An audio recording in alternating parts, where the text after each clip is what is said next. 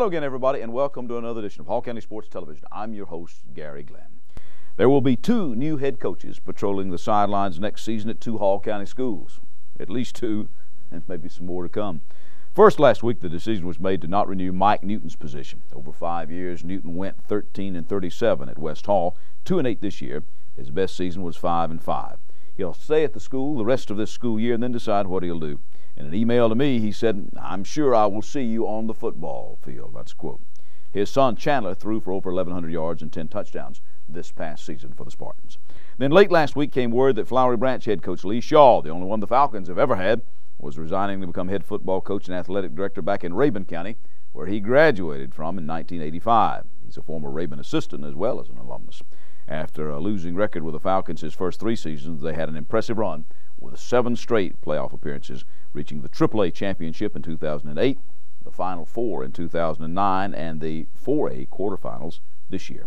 We plan on having Coach Shaw with us next week to reflect on his career at the Branch and his hopes for the future. But this week, we bring to the show Scott Justice from West Hall, the Spartans, the athletic director over there. Scott, and first of all, thanks for taking time out. I know you got a new baby, and real proud of your new son and all that, but thanks for taking time out to be with us on the show. Thanks for having me, Gary. Appreciate it. All right, well, talk to me a little bit about you and Greg Williams. I'm sure you got together, and of course Greg has been with us on the show before. Now the principal, Dr. Williams, over there. I've known Greg for many years now. Sure. First he was a basketball coach at North Hall High School, and now he's the principal at West Hall. He and I are good friends. And I know it probably was a tough decision for you to sit down and think about that, but tell me what went into the decision. Well, it was a very difficult decision. Coach Newton is a great man, and we appreciate everything he's done for us. But we just felt like that our community needed a different direction, and Dr. Williams and I both have been in coaching, as you know, Gary, for quite some time, and just felt like that was the right decision and right choice for West Hall at this time. Now, I know that record is not the only thing you look at in a coaching resume, but it obviously is an important thing. It is. You know, wins and losses, I say, take care of themselves if things are moving the way they should be moving. And unfortunately, our community just got to where it wasn't behind us. And it's a situation where, and there's been a lot of excuses made and things of that sort with our community and quite frankly by myself some, and it's a time that Dr. Williams and I just said, hey, the time for excuses are done. We need some solutions, and unfortunately letting Mike go was one of those solutions. But to get to the next level, we felt like we needed a new direction. Our community needed to get back together. One of the excuses has been, since I've been at West Hall, is, well, Chestatee and Flowery Branch were formed, and that took 500 or 600 kids away from us, and rightly so it did. But in the name of growth, those things had to be done, and we can't continue to make that as an excuse anymore. We've got a community that's solid, people that care about West Hall High School, and that nucleus of people, and myself included, Dr. Williams included, our school staff included, our feeder programs with Flowery Branch Elementary and Oakwood Elementary and those schools in West Hall Middle.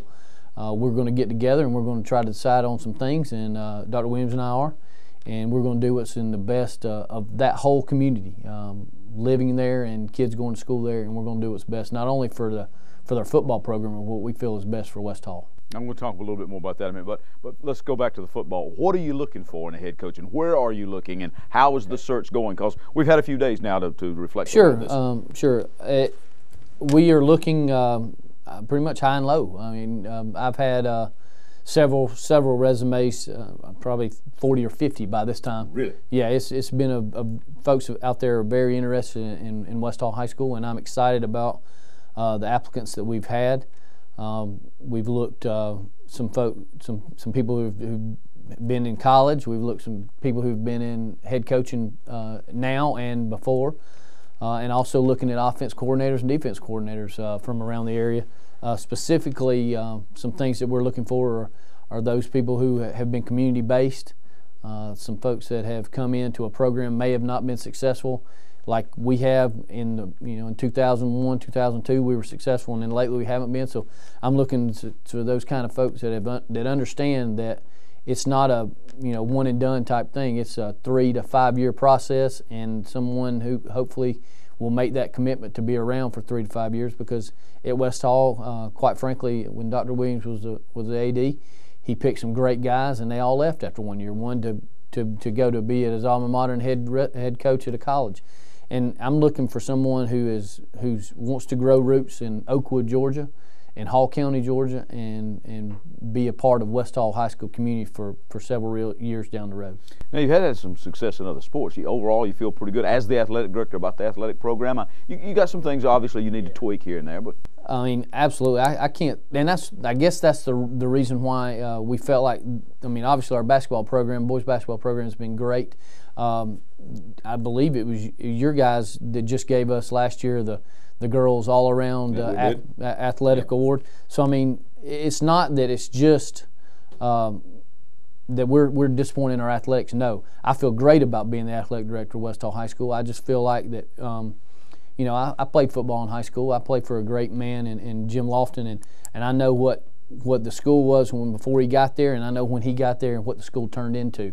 And I think that brings our basis back to we're academics first, but we also know that athletics can help save kids that may or may not be there for the right reasons, and a head football coach goes a long way with that, because Dr. Williams and I believe if you asked him, he'd tell you that we feel like that he's definitely the face, and I'm second command with athletic director, and we feel like the head football coach needs to be somebody, definitely one of those second lieutenants in charge, and a face of the community that when they go out and can draw that interest back into our community.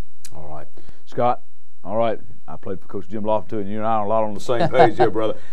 Good luck with the Spartans athletic program. And look, keep us posted. When you make the decision, let us know, and we'll put it here on Hall County Sports Absolutely. TV. Thanks, Gary. I appreciate it. Thank you. Scott Justice, AD at West Hall with the Spartans over there. We're going to take you to the mat when we return. Lancaster Music, Northeast Georgia's authorized dealer for Yamaha musical instruments, has a huge selection of consoles, studio, and grand pianos in all sizes and finishes.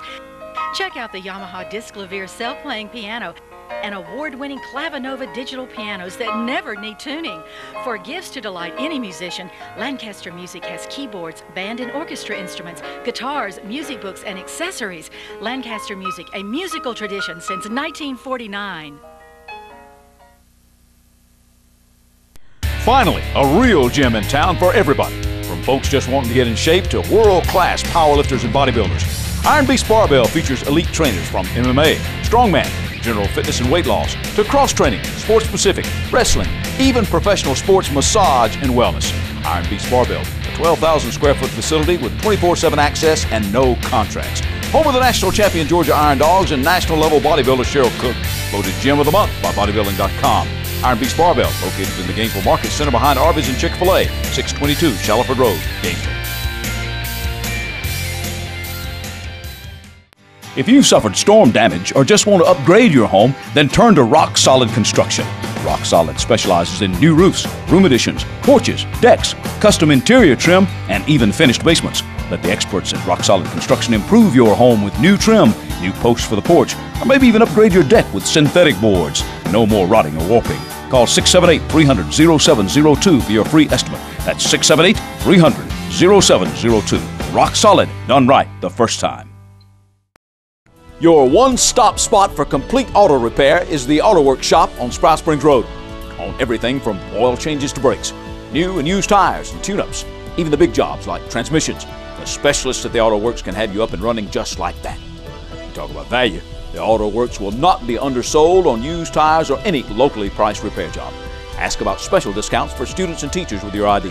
That's the Auto Works at 6671 Spout Springs Road, just past Flowery Branch High and Spout Springs Elementary Schools. Phone 770-967-1732.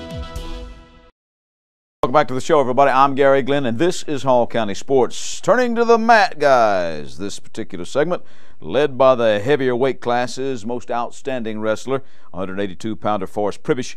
The Jefferson Dragons, coached by former Johnson coach Doug Thurman, continued their dominance of the Panther Invitational Wrestling Tournament. The Dragons would add 4 more firsts, 2 seconds, and 4 thirds to win with 236.5 points. Gilmer was a distant second at 152 points. Now, 2 of our Hall County area teams competed. The Gainesville team wound up 20th. They're awfully young this year. And Flowery Branch, with a young squad and with a new head coach, Shane Millwood, who used to wrestle for Johnson, finished in the top 10. The Falcons were 7th, led by the lighter weight class's most outstanding wrestler, 132-pounder Nick Langford. Now, 2 years ago, Nick won a state title in AAA, and last year it was 4th in 4A. So he's anxious to get back on the top spot of the victory stand at state. And he told me the Panther title is a good start. Feeling pretty good about the season, feeling real strong, feeling real confident. I think I'll do pretty good at this season. Hoping to go give me another state title. Feeling pretty good about your chances then? Yeah, I'm feeling real good about my chances. I'm feeling real confident in everything I do, feeling tight, feeling real flow. Haven't felt real loose this whole tournament, so I'm feeling pretty good. Take me kind of through the tournament. Now, you had a couple of pretty easy round matches, and then, you get in the quarterfinals and the semis, and it really gets tough, doesn't it? Yeah. First 2 matches, it was real nice. Thought it was going to be all right, but they were pretty easy matches. Stuck them in the first 2. Got to the quarterfinals. I had quarterfinals was last night, and then semis. It was to Isaac and. Yeah, you had Jefferson in the semis. Yeah, Jefferson in the semis. He was a real tough kid. We usually go back and forth every year. In the summer, he left off 3-2 him at Militia, so I had something a little better to prove tonight or this morning. So that was from this summer, so I had to take back that one. And that was a real tough match. It had to go all the way to the 3rd, and it was a nail biter all the way to the end, but good run tournament. And then in the finals, it's just I wanted to be real tight, and I flowed real well. Everything was tight and nice. Scoring a lot of points, getting good on my feet, and I felt real good about it. And I didn't give him nothing that he didn't earn. How about the team this year, Nick? Young, aren't they? Team's real young. We're starting from scratch this year, really. But, I mean, we're real tough and real competitive this year. I think we'll be doing all right. And we wish Nick and the Falcons good luck the rest of this season. In fact, we expect the Branch coach, Millwood, to be with us next week on next week's show. In other MAT action, Chestatee waxed East Hall 56-21 in dual action, while North Hall's wrestlers got off to a good start with an 81-0 shutout of Stevens County after beating White County 54-22. Chestatee then swept a quad match at Duluth with wins over the host school, Stevenson and Lanier, and East Hall had a win over Clark Central at the Bishop Duels. Playing with the Steel when we return. This program is also brought to you by Long Street Cafe, now with 2 locations in Gainesville, 1043 Riverside Terrace and 405 Pearl Nicks Parkway. Open for breakfast, lunch, and dinner, Monday through Saturday. Long Street's got the reputation for Gainesville's fastest drive-thru and the best fried chicken you'll ever sink your teeth into. Plus veggies, a full salad bar, and great desserts. Check today's menu at www.longstreetcafe.com. Call a friend and meet them for a hearty meal at Long Street Cafe, where they put the home in the cooking. Hi, I'm Rob Bruce. I'm the pastor at McEver Road United Methodist Church. Christmas isn't here yet. As you can see, we've still got it packed away here at the church, as I'm sure you do in your house. But you know that it's on its way. And the funny thing is that we notice, and you probably have friends or maybe yourself suffer from Christmas blues at this time of the year. In fact, if you run a Google search on the term Christmas depression, you'll get over 45 million hits.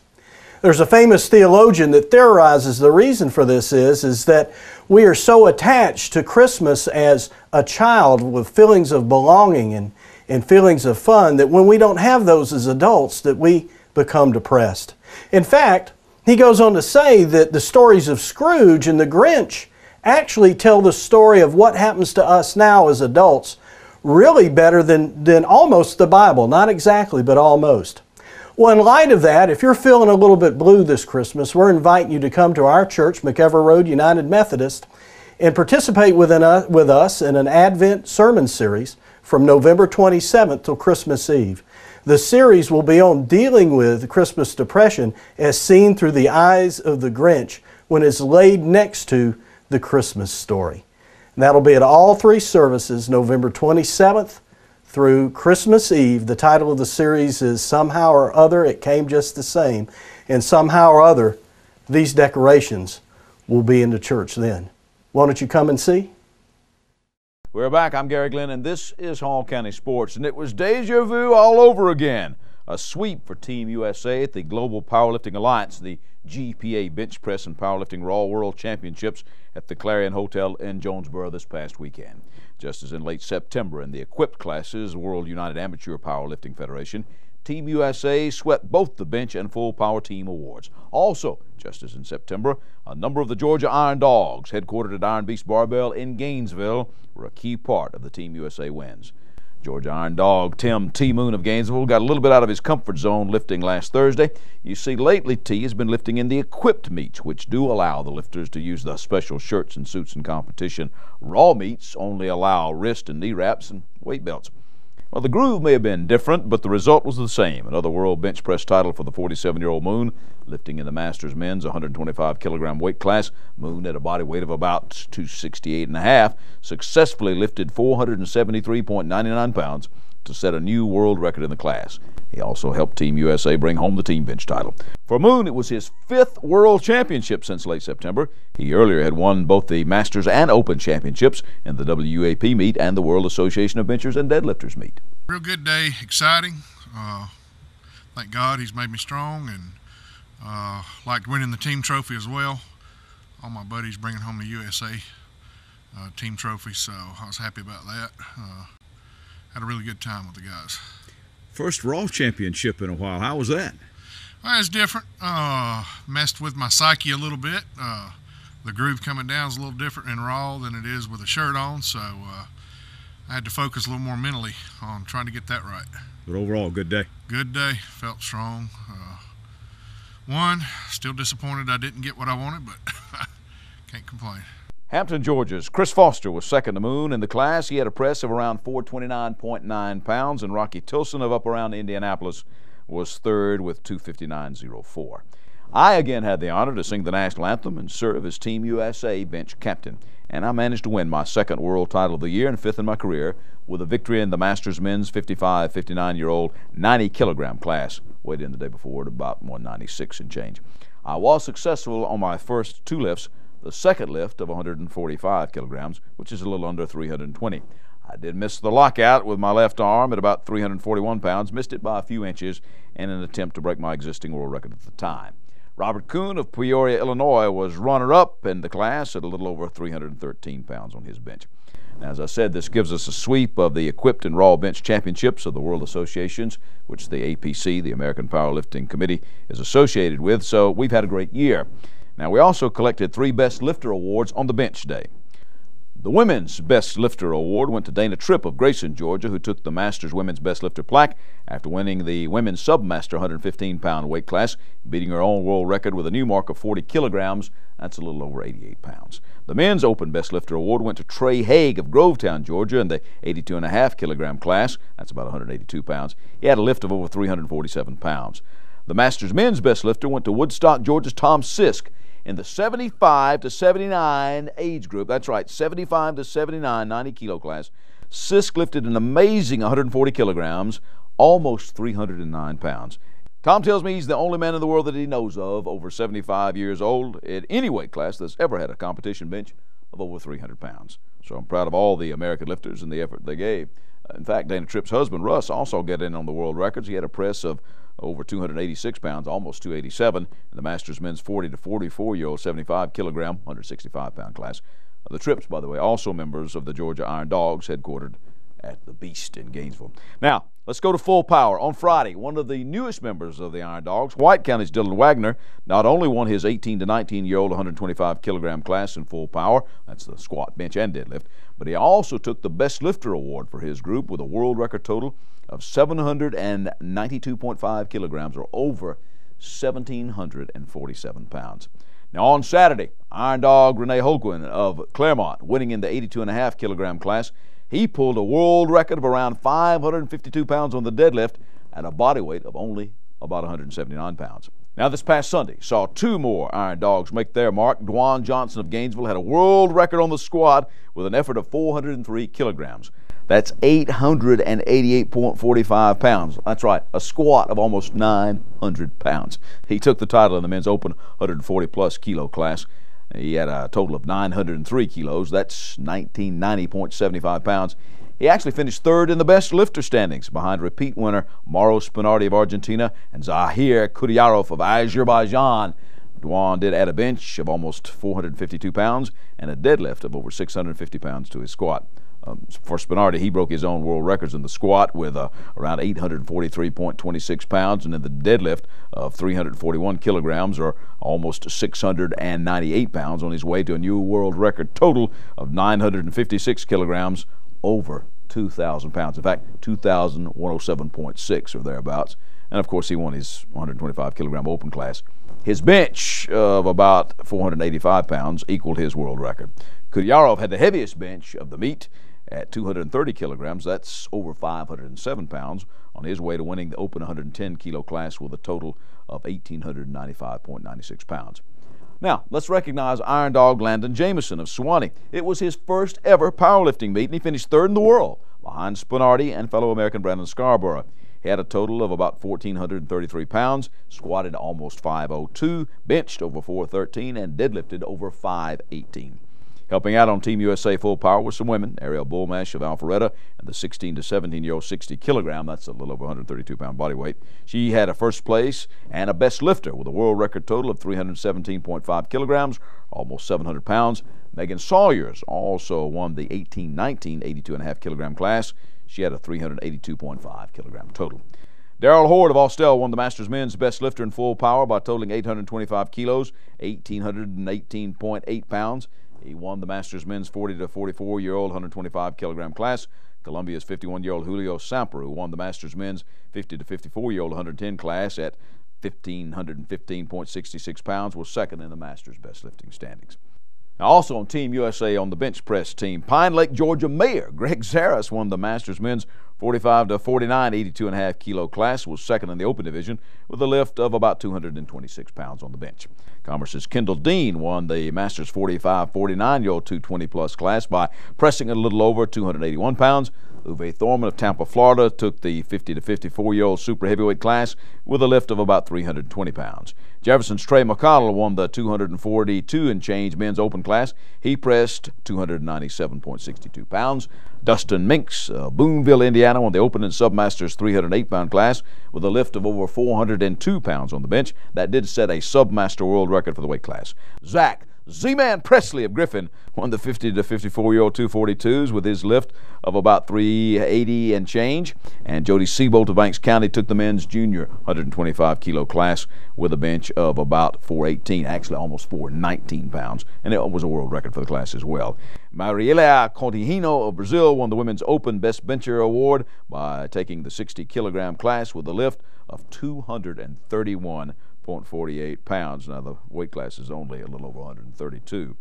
By the way, the GPA World Championships will be in Argentina next year. We wrap it up next when we conclude this week's show. Proper maintenance is vital to the life of your car. Let the experts at Mountain View Auto Repair take care of all your vehicle needs. Owner Danny Hammock has over 50 years of experience in the automotive business and has earned a reputation of being honest and fair with his customers. We try to treat everybody like I want to be treated. You know, that works out pretty good, and try to keep our price as low as possible to keep people coming in and give them a good price for their money. We do whatever turns up on a car, any kind of work, any kind of car, just it don't really matter. We do it all. People say, when are you going to quit and retire? I said, probably never. You know, as long as the Lord let me work, I'll probably be here working. I've been trading with Danny at Mountain View Auto Repair for about 20 years. I've always been very happy with his work. It's very easy for me to talk with him. He doesn't talk down to me. He explains it in a manner that I can understand. Most of my customers are like friends here. You know, I've known them so long, and I count them as, most all of them as friends to me. Remember, when you want honest, reliable service, put Mountain View Auto Repair under your hood. There are hundreds of options when choosing apparel or promotional items at J. Geyer Advertising and the Trophy Case. We're all about quality and competitive pricing. Sports items are in stock. Look for special pricing on Letterman jackets, corporate apparel, corporate gifts, and custom embroidery. All local high schools should check out the line of spiritware and trophies. We're also offering custom screen printing available for any team sport. Be on the winning side when you choose J. Geyer Advertising and the Trophy Case, locally owned and operated at 250 Dawsonville Highway, Gainesville. Call 770-718-0062 or on the web at jgeyer.com and trophycaseltd.com. There are moments in life that you wish would last forever. Dreams that really do come true. Treasures worth protecting. And a future to prepare for. Turner Wood & Smith is with you every step of the way. Established in the Gainesville area in 1905. Turner Wood & Smith has become Northeast Georgia's largest independent insurance agency by offering professional service at competitive prices. Turner Wood & Smith, insuring your future since 1905. Hall County Sports is brought to you in part by Green Ford on Browns Bridge Road in Gainesville. Check out the latest deals. And remember, when you go Green Ford. By Mountain View Auto Repair, a full-service shop for all of your automotive needs. Call Danny at Mountain View Auto Repair at 770-535-7278. And by McKelvey Road United Methodist Church. Visit us on McKelvey Road in Oakwood with 3 worship services every Sunday morning, Kids Town and adult small groups. McKelvey Road United Methodist Church is dedicated to transforming the world through the good news of Jesus Christ. I'm Gary Glenn. This is Hall County Sports, and we're wrapping it up right now and start our wrap-up with football. Gainesville will have to be content with a Final Four appearance in the football playoffs this season. They ran into a rushing buzzsaw in Burke County the other night. Burke had over 500 yards on the ground. They only attempted one pass and didn't even complete that, but who cares? As the Bears rolled 63-28. Gainesville had 387 yards total. Not bad, but not enough, especially on the points department. Gainesville actually had an early lead on an 83-yard run by Deshaun Watson on the first play from scrimmage and an Aiden Rising kick early in the first, but then Burke scored 3 unanswered touchdowns and never trailed again. Gainesville did pull within 21-14 on a 4-yard Watson run and another Rising kick, but could get no closer. It was 41-21 at the half after a Watson pass for 25 yards to Caleb Heyman and Aiden's kick. The same trio would score again in the fourth. This time it was a 6-yard pass. So again, Deshaun Watson would have a part of all the Gainesville touchdowns. He'd rush for 143 yards and pass for 249 in that losing effort. Gainesville will end the season at 12-2. Burke will play Peach County at 4 o'clock this coming Saturday for the AAA title. Now, Coach Bruce Miller was scheduled to be with us this week, but he's re-injured his back. In fact, tells me he's facing more surgery. But he or one of his assistants, he tells me, will try to be with us next week to wrap up another great season for the Gainesville Red Elephant football team. Okay, turning to round ball now. North Hall's girls beat Flowery Branch. Mary Kate with 14 and Sister McKenna Rushton had 12 in a 47-41 win. Ethan Smith had 26 for the North Hall boys in a 72-65 overtime win against the Branch boys. So both the North Hall boys and girls began this week at 3-0. The Johnson girls got revenge for their defeat in the consolation game of their own tournament by beating the Lakeview girls 52-45 for their first win of the season. Harley Robinson had 11 and Emily Byers 10, with Riley Shannon coming up big with 10 points, 5 assists, and 8 steals for the Lady Knights. Kelsey Gilbert led Lakeview with 16 points. Lakeview did bounce back. Girls 58-44 over Lumpkin County. Taylor Handy scored 20. Lakeview boys basketball zapped Lumpkin County 90-73. They were led by Austin Pearson's game high 20. Chesterton's girls were 4-1 after a 48-41 win over Lakeview. Megan Kennemer had 18 to lead the Lady War Eagles. Lakeview boys won 84-57 that night. Austin Montgomery led the Lions with 16. Gainesville boys basketball won their home opener with an easy 80-47 win over Oconee County. Shaquan Cantrell had 24 points and 5 rebounds for the Elephants. All right, time now to name our athletes of the week. For the females, Mary Kate Rushton of North Hall basketball for her efforts in helping the Lady Trojans to that unbeaten start. And for the males, Nick Langford, Flowery Branch High School wrestling. With all of the talent there, winning the Panther Invitational is a big deal, let me tell you. And by the way, honorable mention to all the local Iron Dogs for their part in those weightlifting championships, especially to T. Moon, Renee Holguin, Dylan Wagoner, and Dwan Johnson for their championships and world records. That's our show for this week. Join us next week right here for more Hall County Sports. I'm Gary Glenn.